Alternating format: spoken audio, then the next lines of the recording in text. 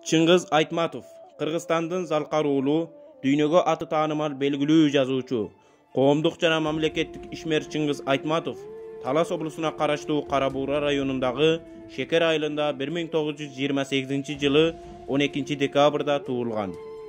1946 жылы Жамбыл шаарындагы Зоо ветеринардык техникумду, 1953 жылы Кыргыз мамлекеттик айыл чарба институтун бүтүргөн. 1956-1958 жылдары Москвадагы жогорку адабият курсунун угуучусу болгон. Согуш жылдарында Шекер айылында айылдык кеңештин катчысы, Райымфин бөлүмдүн агенти, 1953-1956 жылдары Кыргыз мал чарба илимий изилдөө институтунун эксперименти фермасында зоотехник, 1958-1960 жылдары Литературный Кыргызстан журналынын редактору, 1960-1965 жылдары Правда газетинин өз кабарчысы, 1965-1986 жылдары Кыргызстан кинематографисттер союзунун төрагасы, 1988 жылдары 1993 жылдары Иностранная литература журналынын башкы редактору, СССР президентинин кеңешчиси, 1991 жылдан элчилик кызматта, 1991 жылдан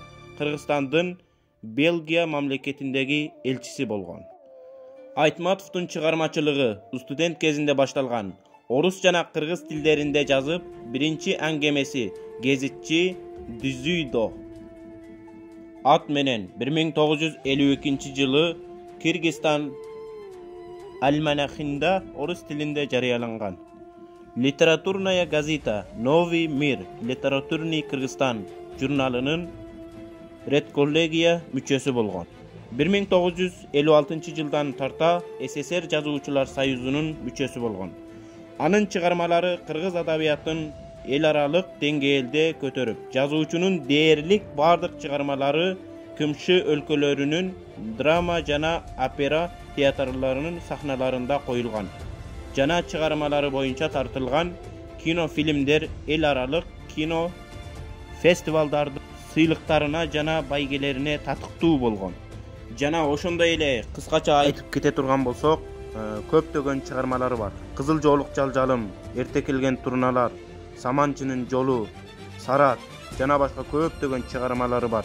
Улуу жазуучу Чыңгыз Төрөкулович Айтматов 2008 жылдын 10 июнунда 80 жаш курагында катуу оорудан кийин дүйнөдөн кайткан.